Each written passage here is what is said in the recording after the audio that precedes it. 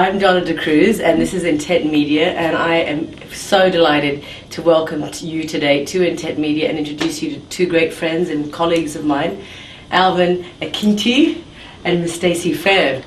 And they had a phenomenal week, as we all did last week, but they bore witness privately and collectively to an astonishing day in Washington, D.C., the 20th of January, the inauguration of President Barack Obama. So we're here to talk about that on a personal level and on a level that touched both of you. So I want to know about that day. 1.5 million people around you, and you're standing there. How does it feel to be a part of that in American history and world history?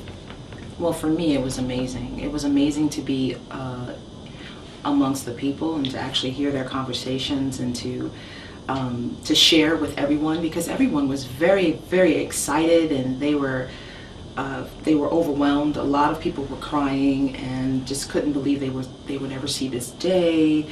And it just felt good because I was actually feeling the camaraderie amongst everyone, and it was amazing for me. I knew that I had to be there, and just for the fact that I made the effort to be there was wonderful, in spite of all the many people.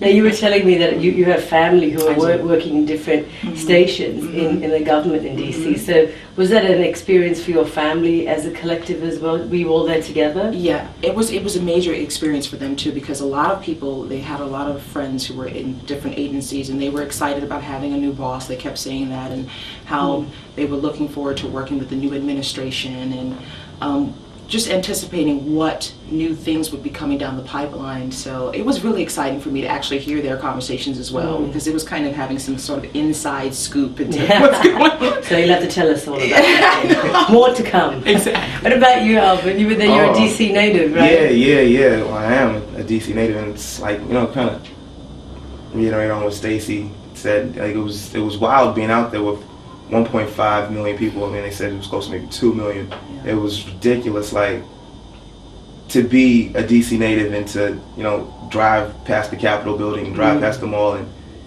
think nothing of it. You know what I mean? Like, it's just a place where they do business. You never really think growing up that, a black man, an African for that matter, is going to take the oath of office there. It was a humbling experience to be out there with, like, all those people that you realize, like, they feel the same way you do, and it wasn't as if you were like a DC native that day. You were a citizen of the United States, and you got to see something that I don't think anybody in their lifetime thought would ever be possible, for whatever reason. But it happened, and we were all there to see it, even though you didn't get the greatest views, some people, but just to be out there, you can always go back and look on the internet, go back on CNN and see what it looked like to be out there.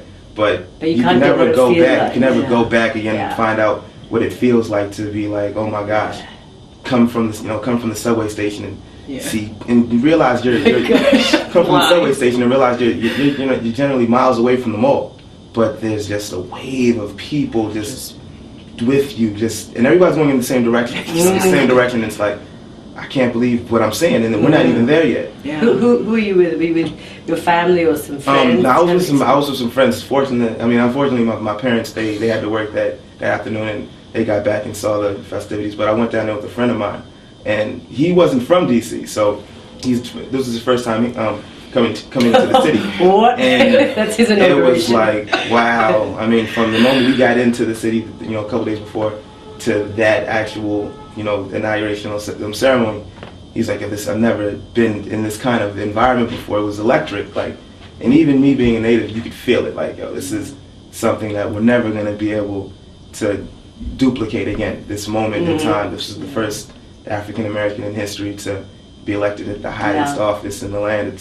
It's surreal, It is surreal. We'll never be able to stop talking about it. It'll be in history books, stamps, they make a coin, a bill or something, but it was amazing to be out there. It was sort of seismic in the shift. I feel you used a word the other day, Stacey, when we were just chatting, and the word was unity. Yeah. And how did you guys feel? Because it's obvious that everyone is going to have, our first response is yes, he's an African American. It's the first time. But getting past that, how did you feel? Was it all sorts of colors and all ages and all sorts of sexuality there? It was actually, there wasn't any color. There was no black, there was no white, not really. Not there, because everybody was there for one purpose, and that was to celebrate this moment. So whether you were white, black, or whatever, no matter what it was, we were all cheering, we were all excited. Everybody was hugging one another. They were crying. They were really there, and it just crossed all barriers.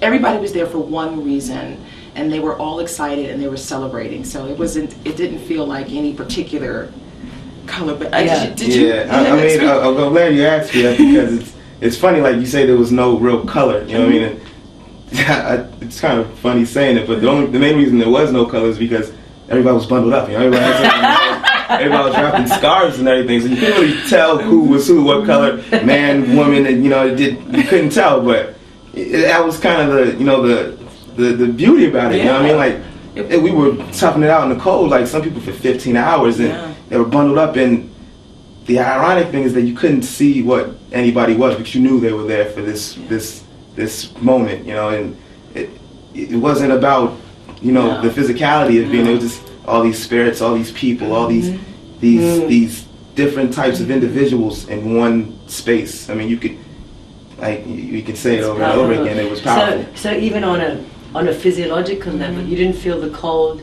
you didn't feel anything like that. It was transcendental. It was, and the beautiful thing, some of the wonderful thing for me was to see people who were old in wheelchairs, and then to see children, people carrying their babies, just to see this moment in the cold.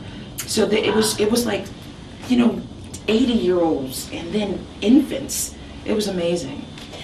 So there we are. It's now after the inauguration. What do you